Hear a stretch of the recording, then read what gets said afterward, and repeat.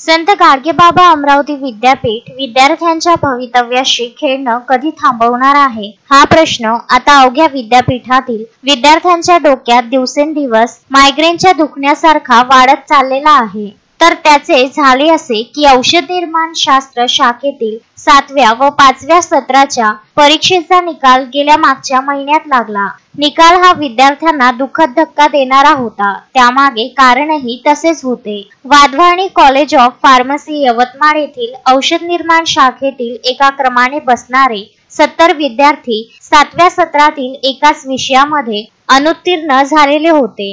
यात विशेष बाब ही की हा विषय सोडता इतरत्व विषयांमध्ये विद्यार्थ्यांना उत्कृष्ट गुण मिळाले असून याच विषयांमध्ये सर्व संबंधित 70 विद्यार्थ्यांना अनुत्तीर्ण करण्यात आलेले होते। विद्यार्थ्याकडे पर्याय नसल्याने विद्यार्थ्यांनी संबंधित विषय पुनर्मूल्यांकनासाठी सादर केला व यासोबतच परीक्षा संचालक यांना कॅम्पस येत असल्या कारणाने निकाल लवकर लावण्यासाठी लेखी निवेदन सुद्धा दिले, परंतु त्याचा कुठलाही फायदा झाला नाही आणि सर्व विद्यार्थी कॅम्पस निवडीसाठी अपात्र ठरले। यानंतर गेल्या 25 तारखेला पुनर्मूल्यांकनाचा निकाल जाहीर झाला। यामध्येही अनेक विद्यार्थ्यांना पुन्हा अनुत्तीर्ण केल्या गेले। चांगला पेपर सोडवूनही नापास केल्याची भावना विद्यार्थ्यांमध्ये वाढत आहे। निकाल उशिरा लागल्यामुळे अनेक विद्यार्थी कॅम्पस निवडीमध्ये अपात्र तर ठरलेच, परंतु यासोबतच चांगला पेपर सोडवूनही फेल झाल्याचा ठपका त्यांच्या माथी मांडला गेला आहे।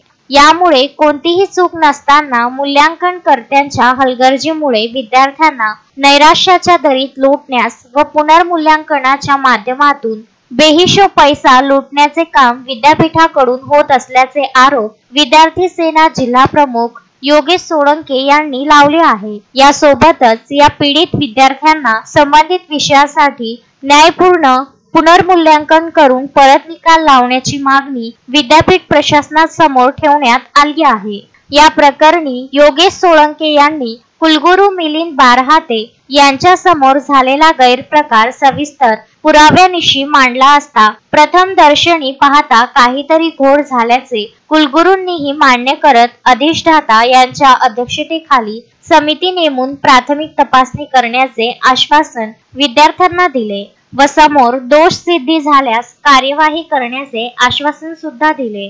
संबंधित बैठकीस विद्यापीठाचे कुलगुरू मिलिंद बारहाते, परीक्षा संचालक नितीन कोडी, कुलसचिव अविनाश असणारे, उपकुलसचिव मोनाली तोटे, विद्यार्थी सेना जिल्हा प्रमुख योगेश सोळंके व प्रथमेश नवरखेले, बलराज वाकोडे, इम्रान सय्यद, कार्तिक डकरे, इतर पदाधिकारी व वाधवानी औषध निर्माण शास्त्र महाविद्यालयाचे विद्यार्थी उपस्थित होते।